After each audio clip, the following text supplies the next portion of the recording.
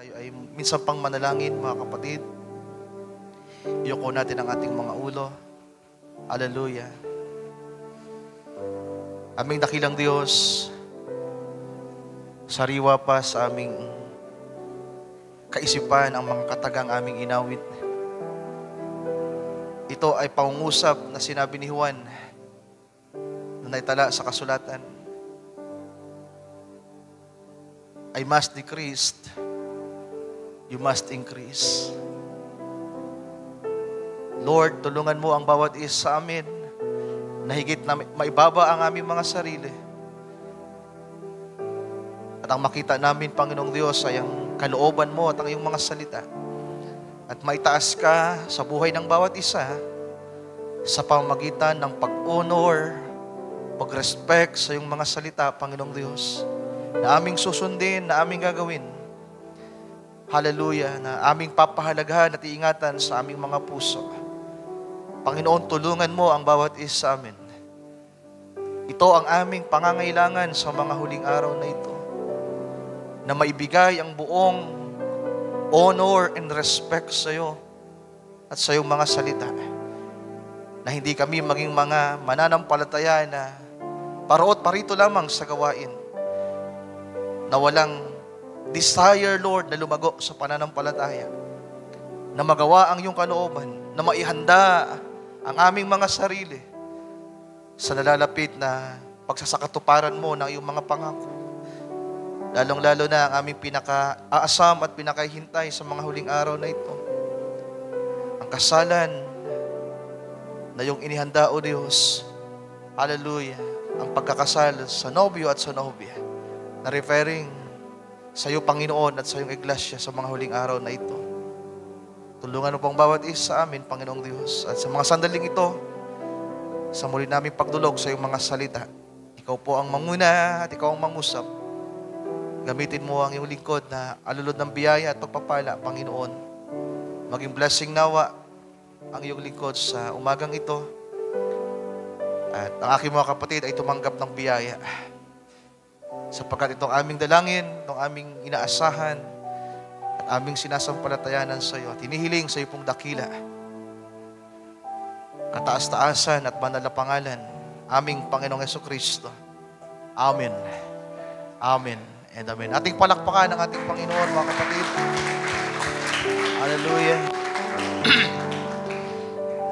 Sa hindi po pag-abala, ating buksan ang ating mga Biblia.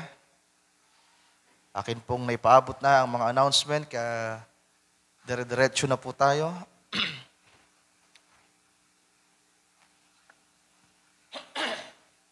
In the book of Genesis, chapter 12, so bigyan ko lang kayo ng background sa paksa natin, mga kapatid. Isa ito sa nailista ko din na inspirasyon habang nakikinig kay Brother Intoy nung nakaraang pang pagtuturo niya about sa the bones, yung mga buto na na-restore. Tatlo ito, kagaya ng narinig nyo, kung maalala nyo pa, may tatlo akong nailista. Yung una ay yung Thus says the Lord. At ang pangalawa ay yung patungkol sa blessing na ito. At iningatan ko lang po yun sa puso ko. At ngayon ay ibinigay na ng Panginoon ang kompletong inspirasyon para ito ay pagsaluhan natin sa umagang ito. About you are called to be a blessing. Sa verse 1 ng Genesis chapter 12, sabi dito, Now the Lord has said unto Abram, Get thee out of thy country, and from thy kindreds, and from thy father's house, unto a land that I will show thee. And I will make of thee a great nation, and I will bless thee, and make thy name great, and thou shalt be a blessing. And I will bless them that bless thee, and curse him that cursed thee. And in thee shall all families of heaven, o families of the earth, be blessed. Talon tayo sa 1 Peter chapter 3, verse 8 to 9. Sabi sa 1 Peter chapter 3, verse 8, Finally, Be all of one minds, having compassions one of another. Love as brethren, be pitiful, be courteous, not rendering evil to for evil, or railing for railing, but contrariwise blessing, knowing that ye are thereunto codes, that ye should inherit a blessing. Tagalogin nga natin ang verse 9. Atras natin sa verse 8 para mas makuha natin yung konteksto. Katapus-tapusan, kayong lahat ay magkaisang akala, madamayin, mga ibigang tulad sa magkakapatid, mga mahabagin, mga mapagpakumbabang pag-iisip. Verse 9, na huwag ninyong gantihin ng masama ang masama, unang alipusta ang pag-alipusta, kundi ng pagpapala. Mabigat, mga kapatid. Kahit sinaktan ka na, inalipusta ka na, ginawang ka ng masama, still you are a blessing dapat. Diba? Ipapalit mo, ang ibibigay mo pa rin ay blessing. Sapagkat dahil dito kayo tinawag. Saan? Sa isang uri ng pagpapala na walang limitasyon, mga kapatid, upang kayo ay magmana pa ng higit pang pagpapala. Ang Diyos sa magpala, sa pagkabasa ng kanyang mga salita, sabihin natin, Amen. Amen, amen, amen. You may be seated, mga kapatid. Sino sa atin dito ang gustong pagpalain? Huwag bababa. Balik, Brother Joshua. Sige, go ahead. Joke lang kita. Pag-introduction pa ako, binabaan muna ako eh. O, ginigising ko lang kayo. Okay, God bless you. Pagbaba ko, doon din sa kanina eh. Okay, sino sa atin dito ang gustong pagpalain? Mag-participate kayo kasi nakikita kayo ng Diyos ngayon. Kapag hindi bukas ang inyong puso't kaisipan at hindi handang makinig, huwag kayong umasa na pagpapalain kayo. Bulayin nyo muna nga ang kalagayan ng inyong buhay ngayon. Masagana ba? Masaya? Mapayapa? Maayos? Individually? By family? Okay ba kayo, mga mahal kong kapatid? Bilang isang estudyante sa mga mag-aaral? Bilang mga workers sa mga nagtatrabaho? Sa mga nasa ministry? Bulayin niyo ang inyong kalagayan kung masaya ba kayo.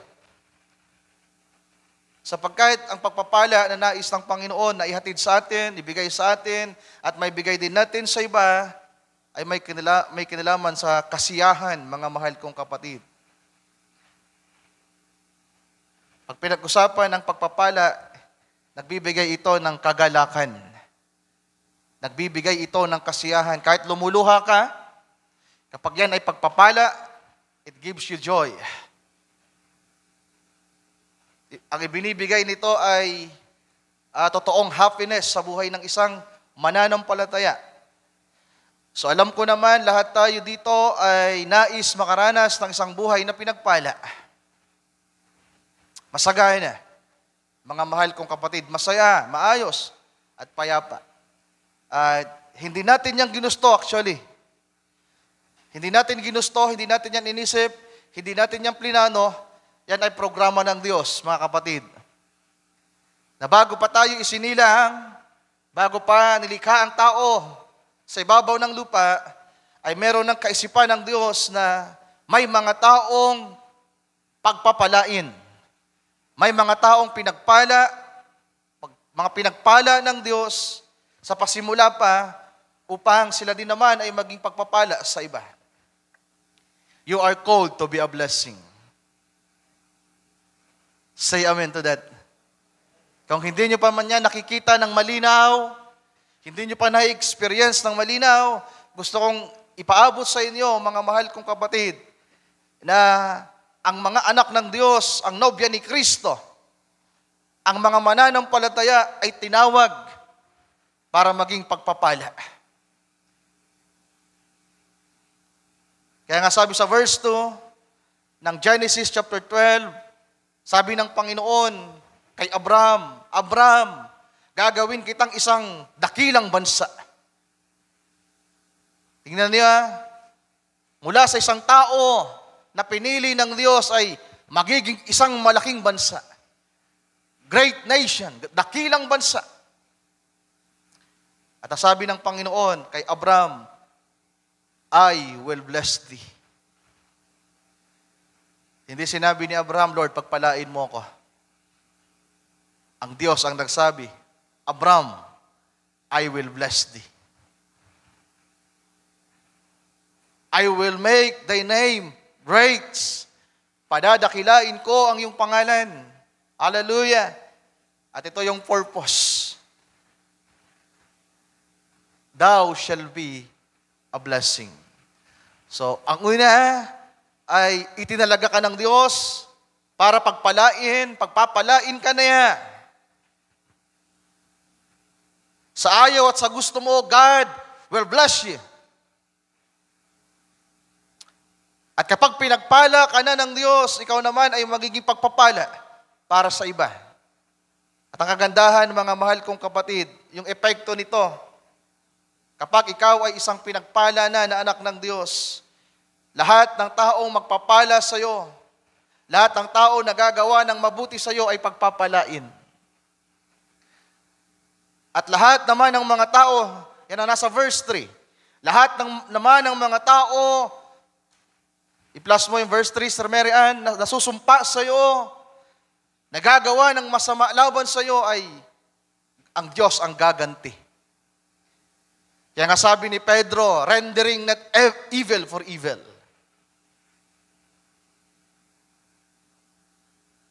First Peter chapter, Sir Mary Ann, punta sa 1 Peter chapter 3, verse 9, not rendering evil for evil. Sa English, verse 9, or railing for railing, but contrariwise, kabaliktaran pa nga ang iyong gawin. Blessing. So may bibigay mo lang ang blessing kung ikaw ay pinagpala, mga kapatid. Knowing, nalalaman mo, dapat alam niyo, knowing that you are called. Or sabihin natin, sabi diyan, knowing that ye are thereunto, dito kayo tinawag na maging pagpapala. Tagalogin nga natin. Sabi nung pastor na nakausap ko nung nakaraan, Brother Ryan, paano ka ba mag-preach sa inyo? Sabi ko, moroon, Tagalog. Tagalog kasi kami. Hindi kami nagbibicolano o ringkonada. Hindi ka rin ba nag-i-English? Sabi ko, paminsan-minsan. Alam mo ako, pag nangaral, Tagalog. Kasi maraming mga matanda at walang mga pinag-aralan na hindi nakakaintindi ng English. Sabi ko, agree naman ako. Pero tayo, ini-English natin, tinatagalog pa natin. Sabi sa verse 9, na huwag ninyong gantihan or gantihin ng masama ang masama. Unang alipusta ang pag-alipusta. Ano ibig sabihin ng pag-alipusta, mga kapatid? Yan yung pagsasalita ng mga masamang bagay laban sa isang tao.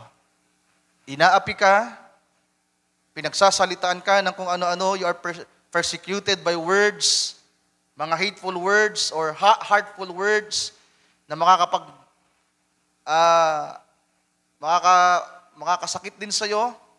Pero sabi diyan, wag nating gantihan ang masama ng masama, kundi ng pagpapala. Amen. Sapagkat dahil dito, kayo tinawag. So para lang ito sa mga tinawag. At ako ay mangangaral sa umagang ito. Ipinadala ng Panginoon ang mensaheng ito para sa mga tinawag. At kung isa ka sa tinawag, you will enjoy this message, mga kapatid, sapagkat ang mensaheng ito ay para sa mga tinawag ng Diyos. Tinawag na maging pagpapala. Amen. Amen. Tinawag na pagpapala para maging pagpapala. You are called to be a blessing. Ang sarap pakinggan na bawat isa sa inyo sana ay tinawag at naging Kristiyanong nakaupo ngayon sa umagang ito na mga pagpapala. Pag tiningnan ko si Brother John D, mapapangiti ako. May inspire ako dahil merong isang Brother John D na atentibong nakikinig sa umagang ito. Diba? Hindi yung pag napatingin ako sa isa, bakit andito to? Nakasimangot, tulala. And may the Lord help us. That's the reality. Mahina tayo sa laman. Sabi ng Panginoon, the spirit is willing but the flesh is weak. Sana nga yung spirito natin willing. Kasi kung mahina na yung laman, at yung diwa mo, yung isip mo, spirito mo, mahina pa, my goodness. Anong napupulfill sa'yo na thus says the Lord? Ang nangyayari sa'yo, the spirit is not willing. In the flesh is weak. Pero sana kahit papaano yung diwa natin, our spirit, our mind, mga mahal kong kapatid, ay nagnanasa na makaunawa, na tumanggap ng kapahayagan, ng pagpapala mula sa salita ng Diyos. Na bagamat ang laman ay mahina, na kuminsan nanghihina na talaga, lalo yung mga matanda, yung may mga karamdaman, nakakaramdam ng mga sakit sa kasukasuan, sa likod, sa liig, sa ulo, sa mata, at kung ano-ano pa. Inaantok. Dahil napuyat, o kahit hindi nga napuyat, natulog ng 10 oras, pagdating dito, inaantok pa rin. Sobrahan sa tulog. Maghapong natulog kahapon, natulog pa kagabi, pagpunta sa church, tulog pa rin. Weakness kasi yan eh. Espiritu din yan. At naunawaan tayo ng Panginoon, mga mahal kong kapatid, kung yan ay inihingi natin ng tulong sa Kanya, ng paumanhin sa Kanya. So napakasarap na ang lahat ng mga mananampalataya, mga anak ng Diyos ay nagmamanifest na yung pagiging pagpapala. Meron ng manifestation ng pagiging blessing. You are called to be a blessing. Hindi yung magiging pabigat ka, bagamat totoo, maraming magiging pasanin ng bawat isa atin. Sabi ni Pablo, magpasanan tayo. Yung burden ng iba, tulungan natin sila. Hindi talaga mawawala sa isang iglesia, sa isang pamilya na merong mga pabigat, na merong mga pasaway, na ang hatid ay hindi kasiyahan, kundi kalungkutan at sakit sa ulo. Nagkukos sa mga tatay at nanay, sa mga manggagawa sa iglesia na ng kalumbayan sa kanilang puso. Kaya nga sabi ng Biblia, irespeto natin yung mga manggagawa para mangaral sila na merong kasiyahan, hindi nang merong kalumbayan. Kasi napakasarap mangaral na masaya. Di ba? Pero hindi naman sa lahat ng panahon masaya ang mga mangaral. Dahil kadalasan nga, malungkot. Nangangaral sila ng related sa nangyayari sa mga mananampalataya. So napagbulay ko ang paksang ito habang pinakikinggan si Brother Intoy. 3 weeks ago pa siguro, 1 month na, di ko na alam, di ko na matandaan. Isa ito sa nailista ko, nabasa natin. At napagbulay ko dati, si Abraham ay pinagpala ng Diyos. At siya'y naging isang bansa, sapagkat itong sinasabi ng Biblia, magiging isa kang dakilang bansa o malaking bansa. At ito ay ang Israel. Pinagpala ng Diyos ang Israel sa matagal na panahon sa lumang tipan. Sa lahat ng bansa, sa buong mundo nung panahon na yon, mga mahal kong kapatid, ay pinagpala ng Diyos ang bansang Israel or Kingdom of Israel. At may mga taong naroon. Ang mga hari na naroon, si David, si Solomon, na naging pinakamayamang tao sa balat ng lupa. Hindi lang siya pinakamarunong, na nagtaglay ng, sabi natin, ng greatest wisdom. Sa pag-aaral, si Solomon din po ang naging pinakamayamang tao sa mundo na hanggang ngayon wala pang pumapantahi. At sino si Solomon, mga mahal kong kapatid? Mula sa lahi ni Abraham. Included siya ng bansang Israel. Sapagkat ang pangako ng Panginoon, gagawin kitang dakilang bansa. At lahat ng nakapaloob sa bansang Israel, pinagpala ng Diyos. Sa lumang tipan. Pero, merong side of the coin. Ang blessing na meron sa kanila, sapagkat Sa kabilang banda, may mga utos ang Panginoon, mababasa niyo sa Exodus, Deuteronomy, na kapag patuloy nilang susundin ang salita, ang kautusan, at ang kanyang mga palatuntunan, sila ay mananatili sa pagpapala. At sila ay magiging pagpapala. Pero kapag sila ay lumayo sa Diyos at sumuway sa Panginoon, sila ay masusumpa. So merong, sabihin natin, merong nire-required. Pero sa aking pagbubulay, sabi ko sa panahong ito, in our days, mga mahal kong kapatid, ang pagpapala ay nasa iglesia na ng Panginoon. At sino ang iglesia ng Panginoon? Tayo. Kaya nang ito'y binubulay ko, nang ito'y ilagay ng Panginoon sa aking puso, tiningnan ko agad ang aking sarili. Tiningnan ko ang aking kalagayan, tiningnan ko ang iglesia ng Nabua ng La Purisima, at tiningnan ang kalagayan ng mga simbahan. Pero alam ko sa aking puso na ang pagpapala ng Panginoon sa mga panahong ito ay dapat nasa atin. Nasa iglesia. Hindi ito dapat makita sa iba. Kung meron mang blessing sa kanila, mga mahal kong kapatid, kung meron man tayo nakikitang tila ba, kagandahan, kasiyahan sa kanilang buhay, hindi yun ang totoong pagpapala. Sapagkat ang pagpapala na totoo ay galing sa Diyos. Yung salitang I, God Himself, bless thee. Kapag ang Diyos ang nagpala sa iyo, yun ang totoong pagpapala. Pero kapag ikaw lang ang gumawa, nagpakasipag sa iyong sarili, at naabot mo ang mga bagay na gusto mong maabot, makamit ang mga bagay na gusto mong makamit, hindi yan totoong pagpapala. Darating ang isang araw, sumpa yan.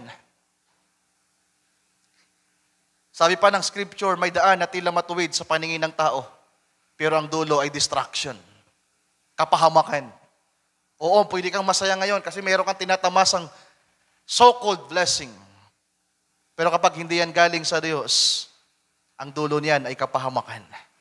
Kaya tiyakin natin sa umagang ito, mga mahal kong kapatid, nang matanggap natin ay totoong pagpapala. Amen. Hallelujah. So, ang pagpapala ng Diyos sa mga panahong ito ay nasa kanya ng nobya, nasa kanyang iglesia, at nasa mga mananampalataya, kaya magsiyasat kayo. Tingnan niyo ang ating kalagayan, tingnan niyo ang inyong kalagayan. Family, individual, nasa inyo na ba? Nasa atin na ba, mga mahal kong kapatid, yung pagpapala ng Diyos? At kung nasa atin na to, dapat na i-share natin ito. Well, napakalawak po ng usaping ito. Napakalawak po ng paksang ito, pero kung ano lang yung aking naihanda, yun lang yung i-minimize natin. Hindi natin masyadong ipapalawakin pa para mas maintindihan natin at mas maging kapaki-pakinabang sa bawat isa, mga mahal kong kapatid. So may dalawang uri ng pagpapala. Itong pangaral na ito, itong paksang ito ay based sa knowledge na aking tinanggap sa Panginoon sa pag-aaral sa Kanyang salita, wisdom, na yung knowledge na aking natutunan ay in-apply ko in reality, kaya may mga bagay akong naranasan. Kung kaya't yung paksang ito ay by knowledge, wisdom, and experience. Ito ay totoo na nakita ko, naunawaan ko sa biyaya ng Panginoon sa pamamagitan ng Kanyang salita, mga mahal kong kapatid. Dalawang uri ng pagpapala. Baka sabihin nyo, Kuya Ryan, alam ko na yan. Material na pagpapala at espiritual na pagpapala. Tama naman yon. Well, ang dalawang ito na nailista ko ay uri ng pagpapala, may kinalaman sa kung ano ang ating ginawa. Ang unang uri ng pagpapala, it depends to what you've done. Nakadepende ito sa kung ano ang ginawa ng tao. Kaya kahit mga unbeliever, pwede nating makita na pinagpala sila. Meron silang familiar scripture, favorite ito ng mga artista, yung Jeremiah 29:11. Kino-quote nila pero nami-misquote nila ito. Mamaya babasahin natin yan. Ano ba yung nasa Jeremiah 29:11? Na kahit si Vice Ganda, nung mga panahong nakalipas, narinig kong galing mismo sa kanyang bibig, sa Showtime. Nung ako'y nag-aaral at natrabaho sa Manila, isa sa favorite kong libangan, Showtime, pag break time. Kaya ang target ko sa schedule ko, gusto ko yung break time ko, alas 11 hanggang alas 12, isang oras. Ano sabi ni Vice Ganda? Isang bakla na hindi mananampalataya. Kinotes niya ang Jeremiah 29:11. For I know the thoughts that I think toward you, says the Lord. Thoughts of peace and not of evil, to give you an expected end. Sabi pa nila, Amen. Amen. Amen. At lahat halos ng mga denomination, alam nila ang verse na yan, mga mahal kong kapatid. Pero ang totoo, nami-misinterpret nila ito. Nami-misquote nila. So mamaya, babalikan natin na yan. Ang bilis ng oras. 11:14 na, mga kapatid. So ang una, base sa pag-aaral natin, sa umagang ito, sa paksa ni Brother Ryan, na you are called to be a blessing, yung dalawang uri ng pagpapala ay ito. Una, it depends to what you've done. At ito ay nangyayari sa kasalukuyan. Mapa-unbeliever man o mapa-believers, yung tinatamasa nating kalagayan sa buhay, yung nangyayari sa atin, mga mahal kong kapatid, ay may kinalaman sa kung ano ang ating ginagawa. Kasi kahit Kristiyano ka, kung tamad ka, walang pagpapala sa iyo. Pero yung isang unbeliever na hindi nagsisimba tuwing linggo, ang sarap ng kanyang buhay. Part yun ng pagpapala. Part yun ng pagpapala. Meron silang pera. Sasabihin nyo ba, Brother Ryan, ang pera, hindi yan pagpapala. Part po yan ng pagpapala. May malaking bahay. Kuya Ryan, hindi yan pagpapala. Part yan ng pagpapala. Do you agree? Yung iba, 3 sakyan, 5 sakyan, sabihin mo, Kuya Ryan, hindi yan totoong pagpapala. Totoong pagpapala yan.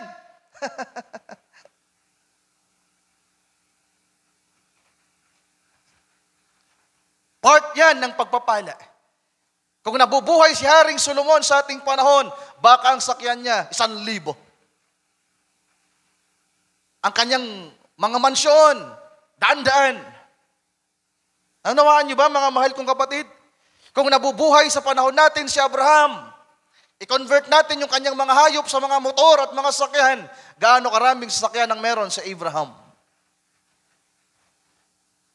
Lahat ng yan pagpapala.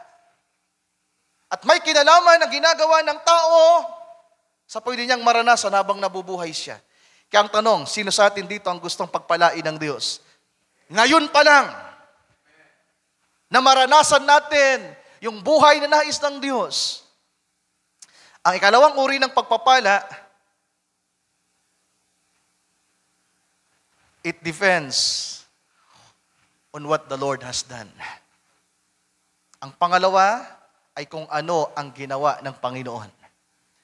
Una, kung anong ginawa ng tao, kung anong ginagawa natin. Ang pangalawa ay kung ano ang ginawa ng Panginoon. So unahin natin ang una, mga kapatid ko. Basahin natin yung 1 Peter chapter 3, verse 8 to 9. Balikan natin. Sikapin kong dito lang tayo sa loob ng church, sa iglesia, mag-dwell. Huwag na natin masyadong isama pa yung mga hindi mananampalataya para mas ma-minimize lang natin yung paksang ito. Sabi sa verse 8, sa Tagalog, katapus-tapusan, kayong lahat ay mga kaisang akala. madamayin, mga ibigang tulad sa mga kapatid, mga mahabagin, mga mapagpakumbabang pag-iisip. Verse 9, na huwag ninyong gantihin ng masama ang masama o ng alipusta ang pag-alipusta, kundi ng pagpapala. Sapagkat dahil dito, kayo'y tinawag. Merong isang uri ng pagpapala na doon tayo tinawag. Nang pagpapalang ito, mga mahal kong kapatid, isang uri ng pagpapala na parte sa unang uri ng pagpapala, may kinalaman sa mga bagay na ating ginagawa o gagawin.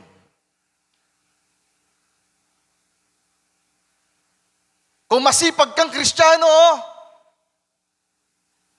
pinagkalooban ka ng Panginoon ng ability, ng kakayahan na gawin ng isang bagay para maipaglingkod sa mga tao, sa mga kapatiran. Bilang isang trabahador, isang negosyante, abilidad yan, mga mahal kong kapatid. At naging tapat ka sa bagay na ibinigay ng Panginoon sa iyo. Minahal mo yung abilidad na yon, yung talent na yon, na ibinigay ng Diyos sa iyo. Hindi mo inangkin na sa iyo yon, kundi biyaya at kaloob ng Diyos sa iyo. Pinagpala ka ngayon ng Panginoon. Then ano yung inuutos sa atin na Apostol Pedro? Dumamay. Di ba? Ang daming mga pangungusap dyan, mga mahal kong kapatid. Ang ibibigay natin sa mga tao, lalong-lalo sa mga kapatiran, pagpapala. Balikan nga natin yung verse 8. Ano yung mararanasan ng mga mananampalataya na nagtaglay ng pagpapala? Well, dapat magkaisa tayo ng akala dito. Iisang kaisipan na handang tumulong. Amen. Hindi yung nag-uusap-usap tayo na may mga tutulungan yung isa kontra. Merong Judas. Nasasabihin, Panginoon, nag-a-accel lang tayo ng pera. Puro tayo bigay sa mga mahirap. May bibili na sana natin yan ng ganito, ng ganyan. Alam nyo, sa pinagbubulayan ko, mga mahal kong kapatid, ito totoo lang. Hindi naman tayo extreme. Nagbubulay lang ako. Kasi nung isang araw, nanood ako at nakinig ng pangaral sa Singapore. Binalikan ko yung mga YouTube nila Brother Gan. Simple lang ang kanilang simbahan. Simple lang ang pulpito, ang background, 2 whiteboard. Until now, walang instrumentong maayos. Pero around the world, nakatulong sila. Sabi ko, ano kaya ang mindsetting ni Brother Gan? Yung ibang mga simbahan, napansin ko din na simple lang yung kanilang simbahan, pero mababalitaan mo paano sila nakakatulong sa iba. Kaya sabi ko, ang gandang mamanis ito ng tama sa church. Na hindi lang puro church ang iniisip natin, puro yung building at yung mga kailangan dito. Napakasarap na makita ito sa atin, na may isang kaisipan para saan? Sa pagdamay, pagiging madamayin. Ano ba meron sa pagiging madamayin? Pagtulong, di ba? Mga ibigang tulad sa mga kapatid. Ibig sabihin, handa kang tumulong sa iyong kapatid. Mga mahabagin. Mga mapagpakumbabang pag-iisip. Ibig sabihin, kung meron ka na, kung meron ka ng tinatangkilik, pinagpala kayo ng Panginoon, well, kaya mong abutin ang iyong kapatid. Amen. At ano sabi ni Pedro?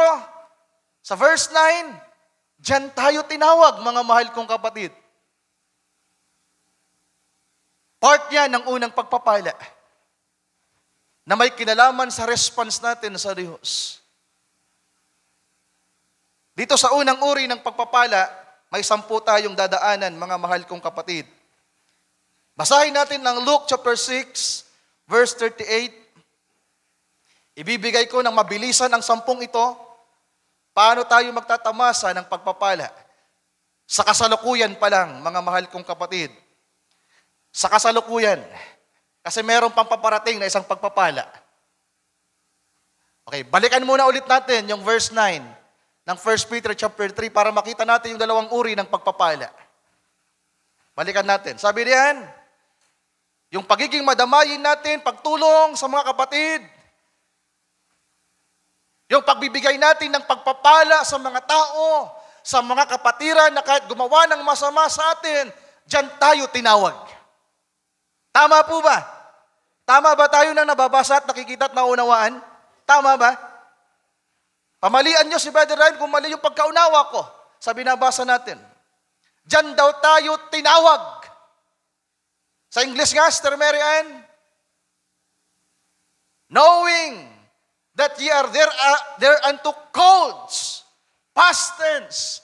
Tinawag na kayo at kung nagagawa natin yon, naging madamayin, naging matulungin, hallelujah, naging mabait sa kapatid, then meron pa daw tayong i-inherit na another blessing. At may kinalaman nyo sa pangalawang blessing, mga kapatid. Okay, balikan natin ang sinabi ko, Luke 6:38, Sir Mary Ann. Ibibigay ko yung 10 na nilista ko dito. I-take note nyo ito at pahalagahan nyong mabuti, mga mahal kong kapatid, kung gusto nyong mag-come to pass sa inyo ang 1 Peter chapter 3, verse 8 to 9. Amen. Ang mga verses na yan ay hindi lamang mga verses. Yan ay mga prophecy para sa mga mananampalataya. Hindi lang yan knowledge, instruction. Kinakailangan it came to pass. Kinakailangan mangyari, ibig sabihin maranasan ng mga mananampalataya. Okay, Luke chapter 6 verse 38, sabi dito, mangagbigay kayo at kayo'y bibigyan. Sino nagutos? Ang Panginoon. Takal na mabuti, pikpik, liglig at umaapaw ay ibibigay nila sa inyong kandungan. Sapagkat sa panukat na inyong isukat, ay doon kayo muling susukatin. Sa English nga, Sir Mary Ann, para sa mas magandang pagbasa, give, and it shall be given unto you. Kinakanta natin yan, malimit.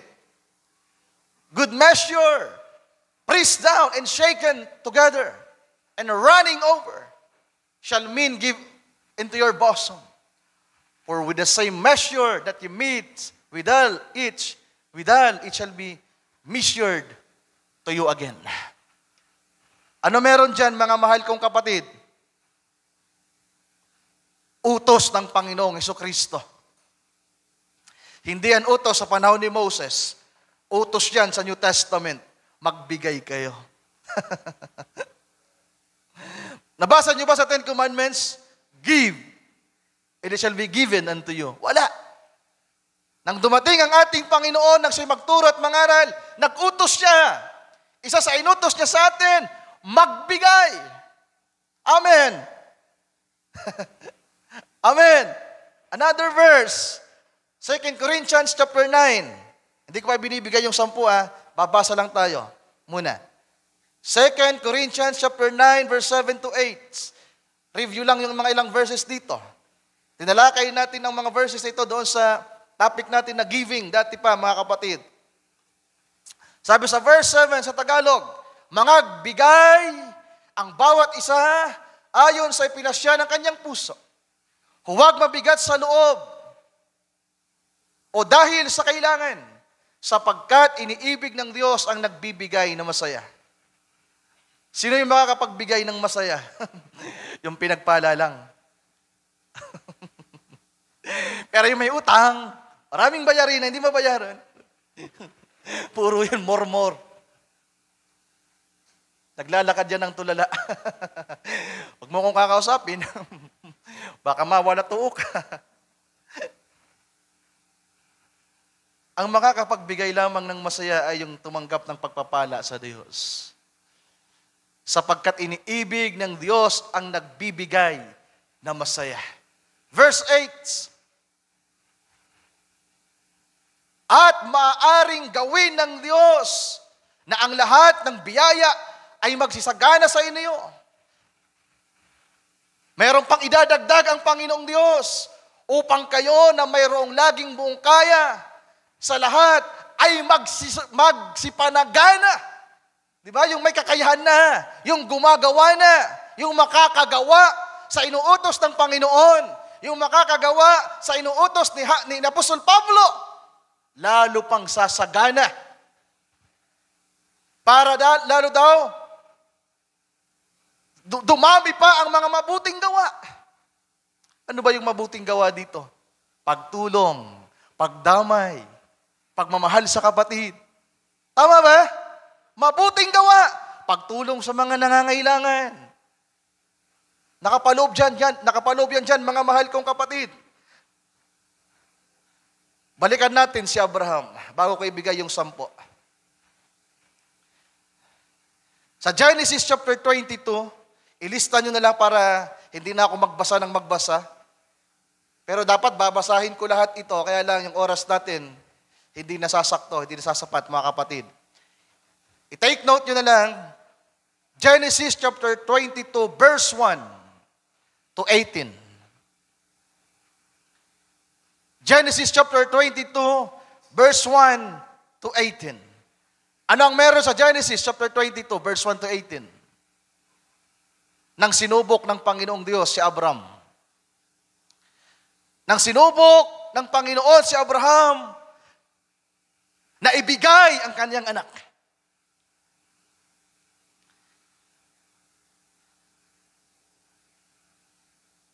Ano yung hiningi ng Panginoong Diyos kay Abraham, mga mahal kong kapatid? Yung kaisa-isang anak. Alam nyo ba, si Abraham maraming material na bagay ng pag-aari bago hiningi ng Diyos si Isaac. Kaya nga ano yung pinagbubulay-bulay ni Abraham, mga mahal kong kapatid? Ano yung binubulay niya? Kanino ko kaya ipapamana itong mga ari-arian kong ito? Yamang wala akong tagapagmana. Yun ang kanyang pagbubulay. Pinagpala ba si Abraham? Yung kanyang pinagbubulayan, sino kaya ang magiging tagapagmana ko? Pero narinig siya ng Diyos. Kaya ang Panginoon bumaba, kinausap siya. Sabi ng Panginoon, Abraham, bibigyan kita ng anak. Sa madaling sabi, binigyan ng Panginoon si Abraham ng anak. Lumaki si Isaac. At nang subukin ng Panginoong Diyos si Abraham, hindi humingi ng tithes, ng baka, ng kalabaw, ng kambing, at kung ano-ano pa. Ang hiningi ng Panginoong Diyos kay Abraham, yung kanyang anak. Abraham, ibigay mo sa akin ang iyong anak. Mabigat ba yung hiningi ng Panginoon, mga mahal kong kapatid? Yan ang nilalaman ng Genesis chapter 22. Ngayon, dito na lang tayo sa ilang mga verses na nandito.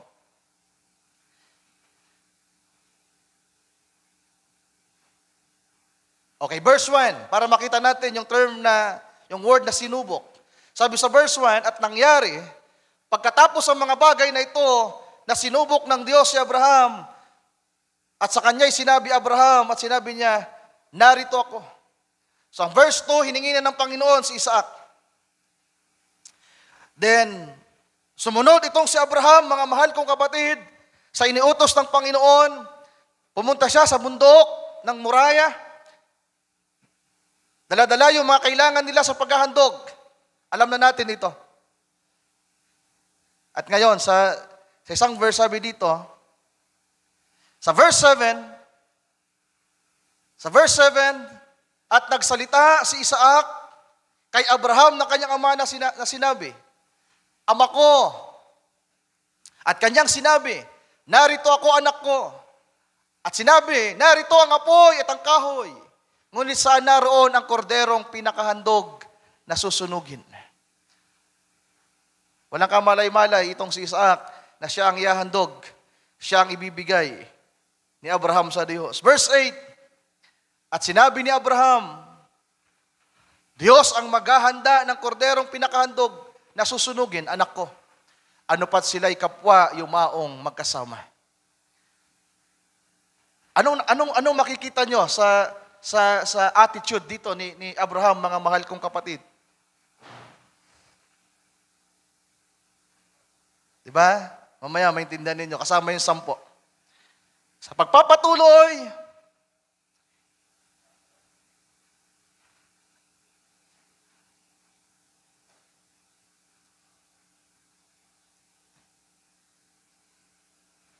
sa verse 10, at inunat ni Abraham ang kanyang kamay at hinawakan ang sundang upang patayin ang kanyang anak. At tinawag siya ng anghel, verse 11, ng Panginoon mula sa langit at sinabi, Abraham, Abraham, at kanyang sinabi, narito ako. At sa kanya'y sinabi, huwag mong buhatin ang iyong kamay sa bata, o gawan man siya ng anuman, sapagkat talastas ko ngayon na ikaw ay natatakot sa Diyos, sa paraang hindi mo itinanggi sa akin ng iyong anak, ang iyong bugtong na anak. So talon ulit tayo.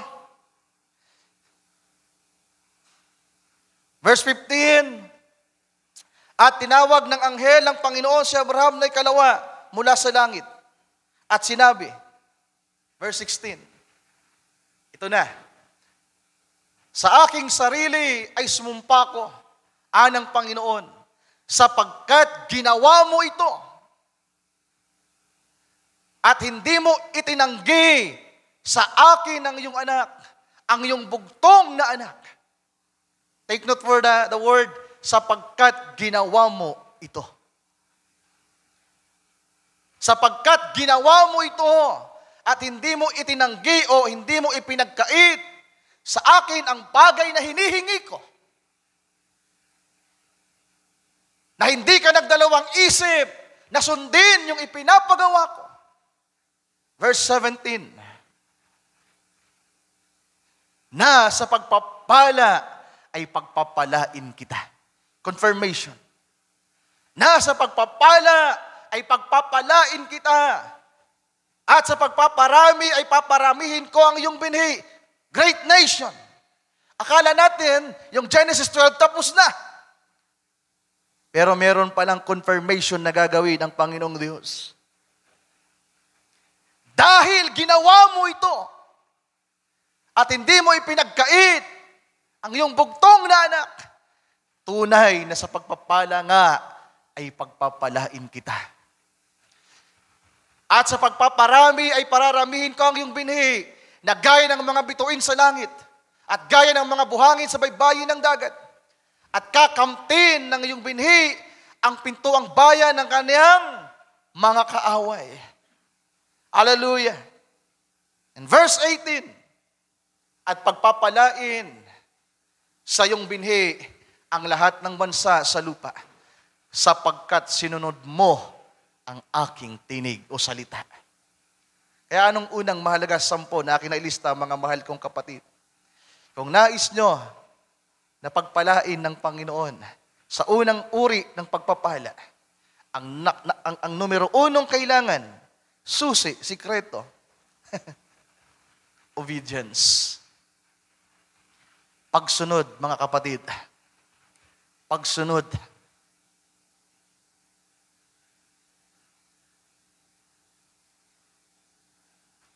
Pagsunod sa tinig ng Diyos.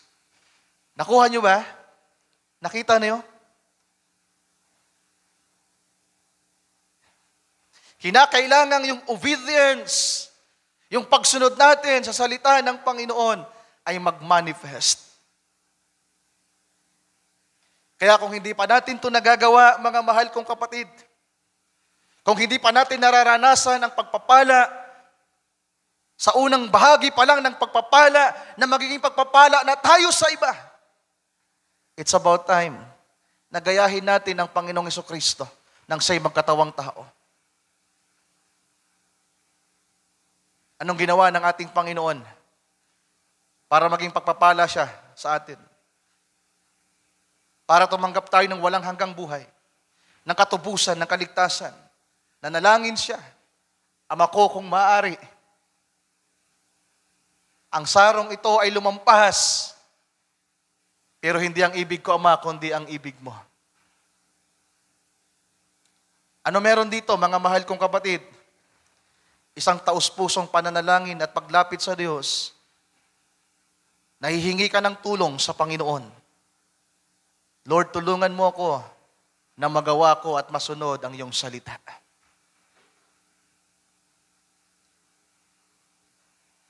Isang pagdulog sa Panginoong Diyos na ang ilalapit mo sa Kanya ay hindi ang paghingi ng mga pagpapala. Hingi ng mga kailangan mo. Sapagkat alam ng Diyos ang kailangan natin. Sabi ng Biblia, bago pa natin hingin sa Kanya ang lahat, alam na niya. Tama ba? Ang dami nating gusto. Ang dami nating pinapangarap sa buhay. Minsan nag-iisip na tayo makatulong kahit wala pa. Kayong iba, Kuya Ray, pagbubutihin ko yung pag-aaral ko, yung pagtatrabaho ko para makatulong sa church. Magandang kaisipan yan. Magandang desire yan. Pero gusto kong sabihin sa inyo sa umagang ito, kung meron mang pinakapangunahing desire na dapat meron sa inyong puso, ang idulog nyo sa Panginoon, Lord, tulungan mo ko na masunod ang iyong salita. Tulungan mo ako na maunawaan ang iyong kalooban, Panginoon. Reveal your will, Lord. Give me understanding, wisdom, and knowledge to obey you. Madali bang gawin yun o mahirap? Mananalangin ka lang. Labanan niyo yung inyong sarili. Yung kahinaan ng laman. Pray, pray, pray. Tulungan nawa tayo ng Panginoon, mga kapatid ko. Dito tayo nagkukulang. Panalangin, pagbubulay, walang panahon sa panalangin, walang panahon sa pagbubulay. At kung meron mang panahon sa pagbubulay, ang binubulay pa, pangarap sa buhay. Ang kanyang pag-aaral, ang kanyang mga plano. My goodness. God will not bless you. Kahit masipag ka, oo, makamtan mo lahat, balang araw, magsisisi ka. Useless ang lahat ng yan. Ang totoong pagpapala, ang totoong kasiyahan, yung pagpapala na meron ka, nararamdaman ng iyong pamilya. Nararamdaman ng mga anak ng Diyos. Amen. Hindi yung ikaw lamang yung nakakaramdam sa pagpapala mo. Masaya ka nga, pero yung iba hindi naman. Masaya ka, pero tatay mo galit sa'yo. Hindi yung totoong pagpapala. Ang totoong pagpapala, it gives joy to others. Hindi man nila maunawaan sa ngayon, pero darating ang araw na maiintindihan nila yung ginawa mo. Kapag inuna mo ang kalooban ng Diyos. Ang daming takot sa atin, mga mahal kong kapatid. Kulang sa paninindigan.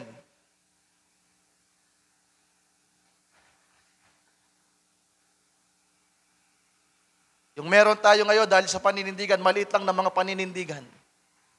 Pero salamat sa Panginoon, yung mga paninindigan natin sa iglesyang ito, pinagbunga ng Diyos. Amen.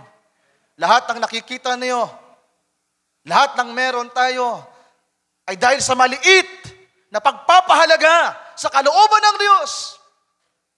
Maliit pa lang. Alam ko marami akong pagkukulang, marami tayong pagkukulang, pero salamat sa Diyos, meron tayong binabalikan ng mga araw at panahon na inuna natin ang kanyang kalooban. And thank God, meron tayo ng mga bagay na hindi man lamang natin naisip dati. Pamilya, kayo na nandito, blessing kayo ng Diyos. At magiging higit yan na pagpapala kung yung maliit ay lalaki ng lalaki. Sapagkat ang sabi ng Panginoon, ang nagtanim ng konti, aani ng konti. Ang nagtanim ng marami, aani ng marami. It depends on what you've done. Sabi ng Panginoong Diyos kay Abraham, dahil ginawa mo ito, hindi ka natakot na sumunod sa aking salita. Hindi ka natakot sa pinapagawa ko sa iyo. My goodness, yung ipinapagawa ng Diyos, papatayin ni Abraham ang kanyang anak. Pero tayo, anong ginagawa natin mga magulang? Pinapatay natin yung mga anak natin sa pananampalataya, sa pagbibigay daan at kalayaan sa kanila na gawin yung gusto nila sa mundo. Saludo ako sa mga masipag mag-aral. Pero kapag napapabayaan nyo ang gawain ng Panginoon, mag-isip-isip kayo. Matapos nyo man ng 4 years, kahit 10 years pa, hindi yan mapapakinabangan at makakatulong sa kanino man kung hindi yan ayon sa kalooban ng Diyos. Ang totoong pagpapala ngayon pa lang makita niyo, yan ay galing sa Diyos. Sa pagpapahalaga natin sa Kanyang salita. Sa Kanyang kalooban, mga mahal kong kapatid.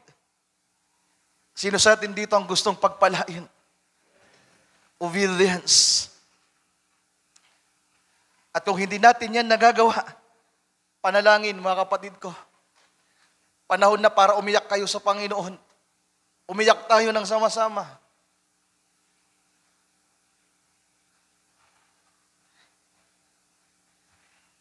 Idulog niyo ang inyong sarili sa Panginoon. Ang mga mahal natin sa buhay. Hallelujah.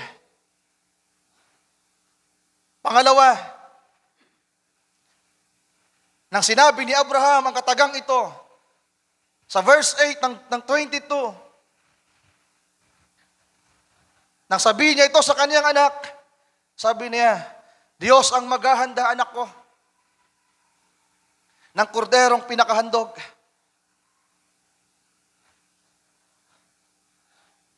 Ano meron doon, mga mahal kong kapatid? Ang pangalawang mahalaga, pagtitiwala sa Diyos. Ano kabaliktaran ng pagtitiwala? Pag-aalinlangan. Pagkatakot. Sinabi ng Panginoon ganito, pero kapag hindi mo nagawa, nag-aalinlangan ka sa Kanyang salita. Do you agree? Sabi ng Panginoon, unahin natin ang Kanyang kalooban. Sabi ng Panginoon, huwag natin pabayaan ang Kanyang gawain. At kung hindi natin yan nagagawa, mga mahal kong kapatid, kulang ang ating pagtitiwala sa Diyos. Ano sabi sa Jeremiah 17:7? Basahin natin. Mapalad ang tao na tumitiwala sa Panginoon at ang pag-asa ay ang Panginoon. Ang sarap nito. Mapalad ang tao na tumitiwala sa Panginoon at ang pag-asa ay ang Panginoon. Mga mag-aaral, Ate Chichi, kahit matalino kami, huwag kang umasa sa pag-aaral mo. Minsan, binubulay ko. Naalala ko sabi ni Lolo Tansing, napakabata pa ng aking mga anak para mamatay. At minsan nagbubulay ako, ano kaya magiging kalagayan ng mga anak ko kung mawawala ako? Huwag nating iasa sa tao, sa pera, sa abilidad na meron tayo. Yung pag-asa natin sa hinaharap, dapat sa Diyos. Alam niyo anak ko, si Canary Hope, bakit pangalan niyang Canary Hope? May inspirasyon dyan eh. Munting kaisipan lang naman na bilang tao. Canary Hope. Diba? Ang pangalan ni Nani, Canary. Galing yan sa lugar na Cana. Doon naganap ang kasalan. Ng Panginoon gumawa ng milagro. Yung tubig ginawa niyang alak. In the land of Cana. At yung Arway, Ryan yon, Arway, Canary. Pero meron pong ibon na canary. Sa Middle East, merong ibon na canary na ang ganda ng kanyang huli. Kaya nga, alam nyo, si Nani nung bata pa yan, di ba, Sir Martin, naalala mo, umuhuni yan eh. Nakalimutan niya. Merong napagandang tunog yan na, di ko alam kung pinapaano yung dila niya, basta, naalala nyo ba, Serena? Ngayon, pinapagawa ko kay Nani, wala na din niya alam, pero humuhuni yan lang, hindi mo alam kung saan nang gagaling. At yung hope, sabi ko, pag-asa ko to. Kaya lagi kong sinasabi kay Nani, pag nilalambing ko siya, be, ikaw ang pag-asa ko, be. Kaya Ate Chichi, di ko sinabi eh. Bahala ka sa buhay mo. Matalino ka naman. Pero sana, Ate, pag-ibayuhin mo yung pananampalataya mo. Pero kung meron man tayo itong pag-asa, dapat sa Diyos, mga kapatid. Mapalad ang tao na tumitiwala sa Diyos.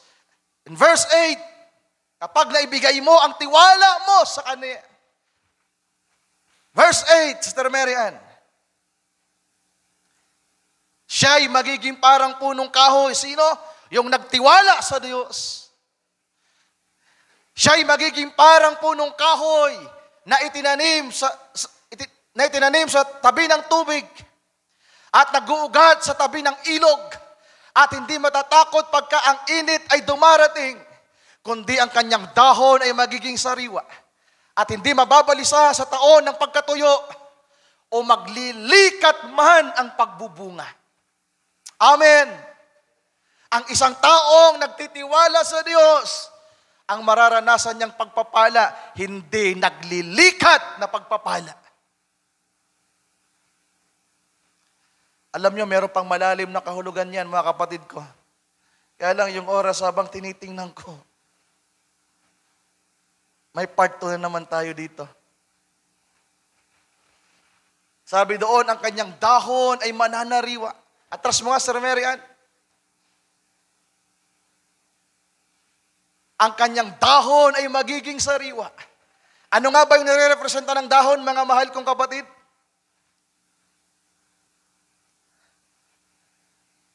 Nalala niyo ba yung pagtuturo ni Pastor John Isguera? Kinain yung dahon ng mga insekto. At kapag kinain ng dahon, sa isang mananampalataya, anong mawawala sa kanya? Fellowship. Fellowship. Kaya kapag ang isang mananampalataya walang dahon, walang gana yan sa gawain. Hindi yan masaya sa gawain. Pero kapag ang isang mananampalataya ay lubos-lubos ang pagtitiwala sa Diyos, ang kanyang dahon ay laging sariwa. Ibig sabihin, ang pakikipag-fellowship niya sa mga kapatiran, ang pagmamahal niya sa gawain ng Panginoon, laging sariwa. Amen. Hindi yung pagpunta nyo sa gawain, kamangarotoy ninyo. Kamu sa nagtrabaho sa giyapon, giramrag na. Nakamu sa nagbaktot, 10 sako si Brother Jandy. Si Jongjong nagkayod sa tricycle, giyapon, giramrag.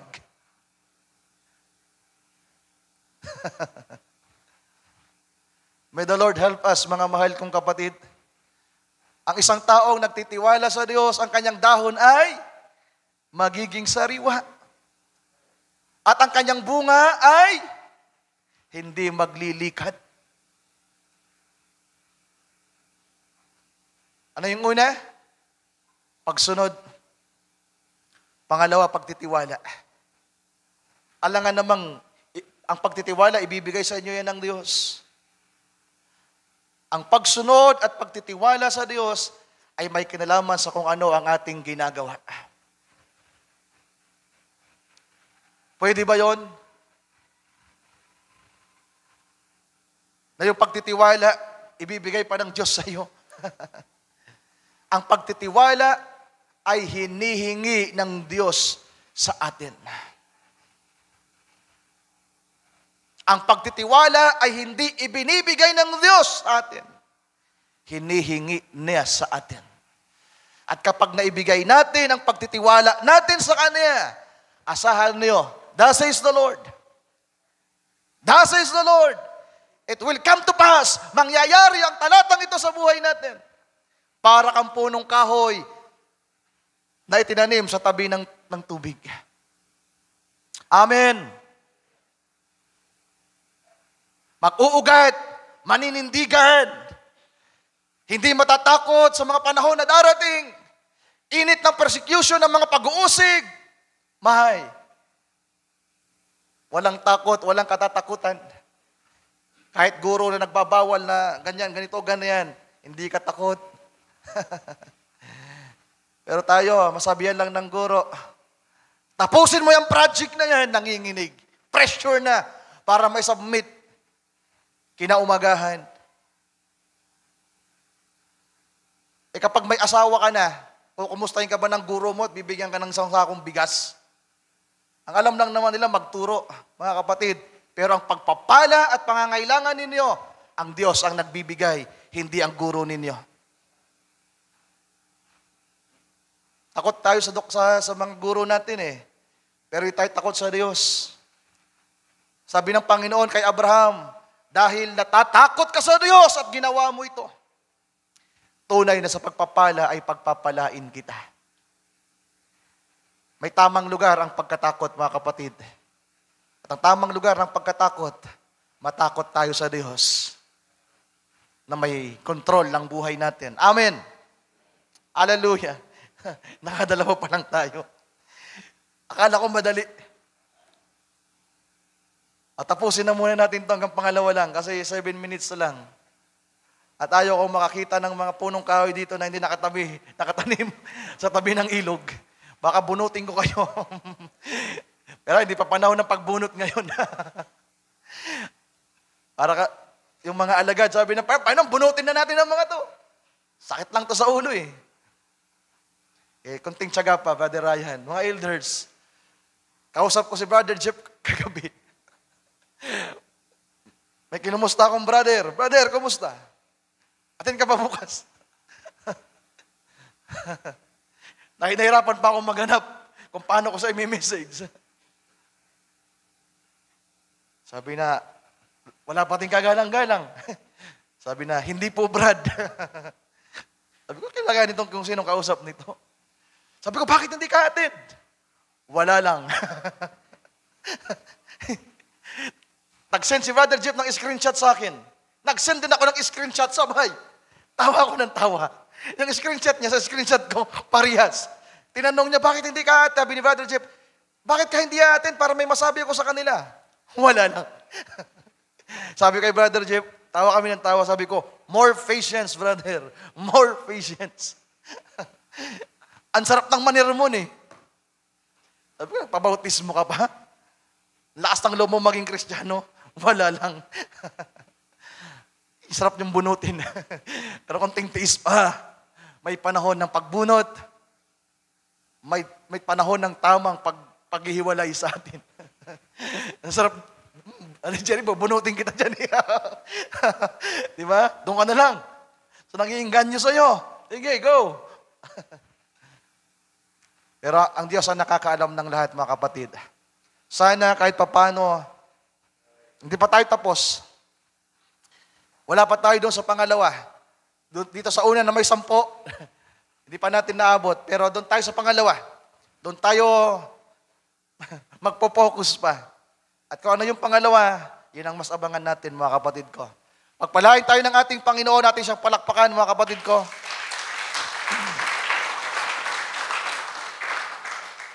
May mga babasahin pa tayong quote dapat. Kaya lang talagang hindi pa linoob ng Panginoon. Meron pa namang Wednesday. Ang part 2 nito ay sa Wednesday, mga kapatid. Tayong lahat ay magsitayo sa oras na ito.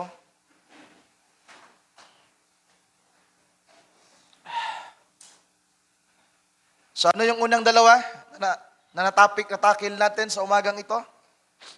Magtatanong muna ako, sinong gustong pagpalain? Maging pagpapala. Ngayon pa lang, dalawa pa lang yung natakil natin. Obedience at pagtitiwala sa Panginoon. Bulayin nyo yan. Bulayin nyo sa inyong sarili. Hanapin nyo sa inyong puso kung meron ba kayong obedience sa inyong puso. At kung meron ba kayong pagtitiwala sa Panginoon. Dahil kung wala, mga kapatid ko, kung pare-parehas wala pa sa atin ang buong pagtitiwala sa Panginoon, meron din namang sikreto, panalangin. At ang panalangin ay isang bagay na libre, na ibinigay ng Panginoon sa atin, na anytime, anywhere, pwede nating gawin. Imbis na manalangin tayo ng mga kailangan natin, ipinapanalangin natin yung mga mahal natin sa buhay na maligtas. Ipinapanalangin natin na matugunan ang pangangailangan ng pamilya natin. Makatulong sa pamilya. Makaahon tayo. Ang una pa lang dapat nating ipag-pray, Lord, tulungan mo ko na magawa ko ang iyong kalooban. Panginoon, tulungan mo ako na masunod ko ang iyong salita. Dahil kapag nagawa niyo ng masunod ang kanyang salita, mga mahal kong kapatid, kahit hindi niyo hingin sa Panginoon, ibibigay niya. Ang pangalawang pagpapala, ito ang napakasarap. Sa susunod, maintindihan natin. Pero di natin mararanasan ang ikalawang uri ng pagpapala. Isang uri ng pagpapala na talagang kakaibang pagpapala. Kung hindi mo natin may enjoy ang unang uri ng pagpapala. Merong pang paparating na higit ng pagpapala sa unahan. Pero nais ng Panginoon na maranasan natin ang unang uri ng pagpapala na may kinalaman sa mga bagay na hinihingi niya sa atin. Hindi ibinibigay ng Panginoon sa atin ang pagsunod. Hinihingi niya sa atin ang pagsunod sa Kanya. Hindi ibinibigay sa atin ng Panginoon ang pagtitiwala. Hinihingi ng Panginoon sa atin ang pagtitiwala natin sa Kanya. At kapag naibigay natin yun sa Panginoon, mga mahal kong kapatid, tunay na sa pagpapala ay pagpapalain kita. Literal na mga bagay. Pamilya, finances, mga bagay na kailangan natin dito sa lupa, ibibigay ng Panginoon. Maliit man o malaki, pag galing yan sa Diyos, it give us joy. Ang ihatid nito sa iyo ay kasiyahan. Tayo mananalangin sa pagwakas, mga kapatid, merong request prayer. Actually, pinabot na rin ito sa akin ni Sister Eloisa kanina. Nag-chat siya ng madaling araw, alas 4. Nabasa ko umaga na. Nabasa ko nung ginising ako ni Brother Edison ng mga alas 5 para kunin yung sasakyan. At nung mag-reply ako, di na naka-reply si Sir Eloisa. Tinatanong ko anong nangyari kay Brother Noel. Dahil yung chat, nagpapahatid sana sa hospital. Alas 4, hindi ako nagkakamali, madaling araw. Hindi ko nabasa. Sabi ko kay Eloisa, sabi ko, kung may number ka, number ako, binigay ko yung number ko, tawagan mo ako pag mga emergency na kagaya ng ganon. At sabi ko, sana ma-realize si Brother Noel na kailangan niya ang Panginoon. Kasi nalulungkot ako na ang ating kapatid ay matagal ng backslider, mga kapatid. Sana maalala niya tayo. Di ba? Naalala niya ako bigla eh. Kaya lang di ako nagising. At kung ano man yung kalagayan niya sa ospital ngayon, di ko alam. Sama natin siya sa panalangin. Nananakit daw yung dibdib. Kahapon pa kalinturado. At dinala sa ospital, sinugod kaninang madaling araw. Susama natin sa prayer. At Sister Gina, papaabot din ng request prayer na may karamdaman din siyang iniinda. Pero sabi ng ating kapatid, habang siya ay nasa matinding karamdaman, hindi siya makatulog. Umiyak siya sa Panginoon na nananalangin na nakaluhod. At nangako siya sa Panginoon, sabi niya, Lord, kung papagalingin mo ako, Panginoon, babalik ako sa gawain. Matagal ko pong napabayaan ng gawain.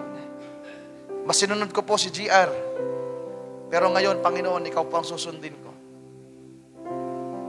Kaya yung kapatid natin, kasama yung kanyang mga anak, kahit mahina pa, nagpumilit makadalo ng gawain sa araw nito sa Rojas.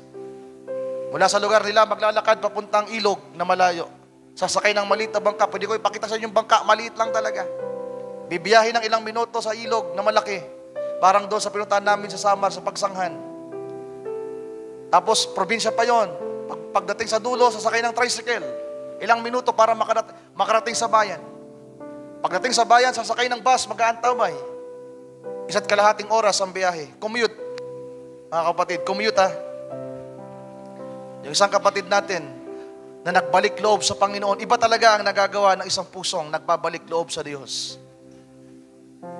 Iba ang kalagayan ng isang puso na naghahangad na mapaglingkuran ng Panginoon ng totoo. Dahil kahit may karamdaman na yan, sisikapin niya. Di ba? Nangako siya, Lord, kung bubuhayin mo pa ako, kawawa po yung mga anak ko, paano sila? Parang si Samson, just once more, Lord, sabi ni Sister Gina.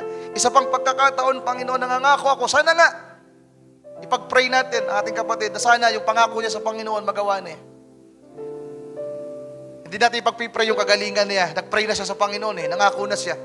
Ipag-pray natin, Panginoon, tulungan mo ng aming kapatid na masunod ang kanyang pangako sa iyo na magawa niya ang iyong kalooban. At itong kapatid natin si Brother Noel, ipag-pray natin, hindi lang yung kagalingan niya. Ipag-pray natin na manumbalik ang puso nito sa gawain ng Panginoon. Iyon ang susi, mga mahal kong kapatid.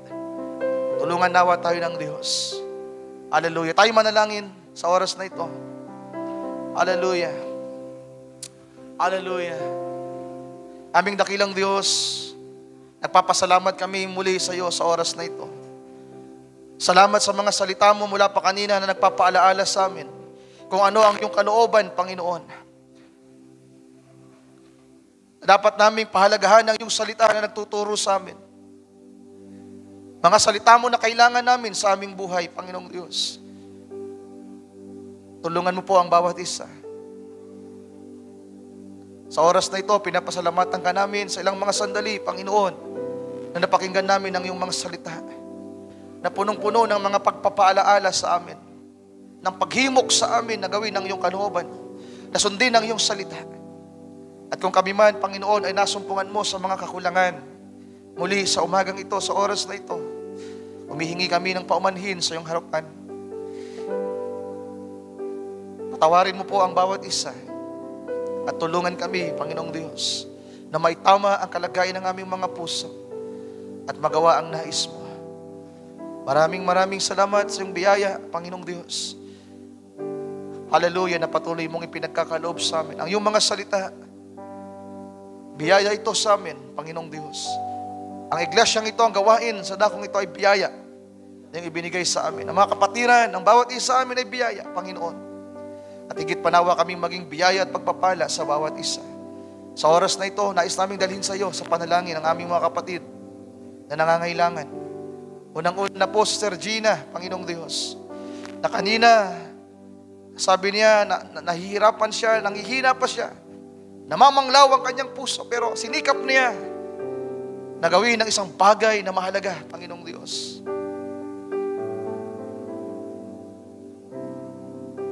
Tulungan mo ang aming kapatid na magawa ang kanyang pangako sa iyo. Gabayan niyo po siya. Ikaw po ang mangusap sa kanyang puso. Ikaw ang magbigay ng inspirasyon sa kanya na magpatuloy sa kabila ng kanyang kalalagayan sa dakong yaon. Kasama ng kanyang asawa na tumalikod po sa iyo. Na dati pa nakita ko na ang mga bagay na ito. Pero binigyan ko po sila ng kalayaan na masunod ang kanilang gusto. At narito ang pagsisisi sa kanila. Hindi ko po sila hinihimok na bumalik dito. Ang nais ko lang ay makita silang nagpapatuloy sa iyong gawain. Gabayan niyo po sila, Panginoong Diyos. Yung kanyang asawa, si Brother G.R. ay manumbalik nawa sa iyo. Mangyari po ang iyong kalooban sa mag-asawang ito, sa kanilang pamilya. Gabayan niyo po sila at tulungan, Panginoong Diyos. Amin din pong itinataas sa iyo ang aming dating kapatid. Aming kapatid, Brother Noel, Lord. Alam ko kung paano siya nagsimula dati. Dahil sa karamdaman, pinagaling mo siya dati. Kaya siya naging parte ng gawain sa dakong ito. Nakita ko siyang naging malakas sa mga nagdaang panahon, pero nahiwalay sa iyo. At isang balita ang nakaabot sa amin ngayon, Panginoong Diyos, na naisugod siya sa ospital dahil sa karamdaman. Hindi ko alam kung ano, Panginoon. Kung meron man pa akong hihilingin sa umagang ito, sa araw na ito, ibalik mo ang kanyang puso sa gawain, sa iyong salita. Kausapin mo siya. Huwag lamang may unat ang iyong kamay para siya ipagalingin, Panginoong Diyos, kundi mangusap ka sa kanyang puso at ipaalala mo ang iyong mga ginawa sa kanyang buhay. Mangyari ang iyong kalooban sa buhay ng aming kapatid na ito na nahiwalay sa iyo, Panginoong Diyos. Ang kagalingan, kung ibibigay mo, mangyari. Pero kung ang karamdaman ang magiging daan para manumbalik siya, manatili muna ang karamdaman na yan para lang mapagtanto niya na ikaw ang kanyang kailangan. Sapagkat maraming gumaling, Panginoon, pero nahiwalay pa rin sa iyo. Pero kung meron man kaming mga karamdaman na iniinda, na naglalapit sa iyo, Panginoon, salamat sa mga karamdamang ito. Sa mga pagsubok na aming pinagdaraanan, salamat. Dahil sa mga bagay na ito, lalo mo lamang kami pinagtitibay sa iyo, Panginoong Diyos, na ibababa ang aming mga sarili. Minsan kung malakas kami, nagmamataas kami, at tila ba ang mga bagay na nakakamtan namin ay galing sa amin. Lord, salamat sa mga paggawa mo sa aming buhay. Sa iyo namin itataas ang lahat ng ito. Kahit man ang mga kapatid na hindi nagpaabot ng kanilang pangangailangan, alam ko ang bawat isa may pangangailangan. Kung ano man ang mga nasa kanilang puso, Lord, ikaw ang nakakaalam. Ikaw nawa, O Diyos, ang tumulong sa kanila. Ngunit kung meron mo kaming dalangin sa umagang ito, turuan mo ang aming puso at tulungan mo kami na masunod ang iyong kalooban, na maunawaan ang iyong mga salita, Panginoong Diyos. Tulungan mo ang bawat isa, ang mga kabataan na nandito, ang mga tatay na nandito na kagaya ko, ang mga nanay na nandito. Alam ko lahat kami may pangangailangan. Ang mga nanay maraming iniisip, ang mga tatay maraming iniisip, ang mga kabataan maraming iniisip. Mga pangangailangan, mga katayuan sa buhay. Pero nawa, Lord, sa umagang ito, mangusap ka sa kaibuturan ng aming mga puso. Turuan mo kami na magawa ang iyong kalooban at higit na maunawaan ang iyong mga salita. Na masunod nawa namin, Panginoon, ang iyong kalooban, na magawa namin ang iyong salita. Maraming salamat sa iyo, Panginoong Diyos. Sa iyo ko po pinagkakatiwala ang lahat ng ito. Maraming salamat, Panginoon. Ang lahat ng ito ay aming itinataas sa iyo sa panalangin. Isinasamo sa iyo. At sinasampalatayanan sa kung ano man ang kalagay ng aming puso sa oras na ito. Nawa'y makaabot sa iyong harapan, Panginoon, at makita ang kalagay namin. Aming dalangin ito, aming samo. Binabalik ang papuri, parangal, pasalamat sa iyo lamang. Itinataas sa iyong dakila at banal na pangalan, aming Panginoong Jesucristo. Amen. Amen. Hallelujah. Amen.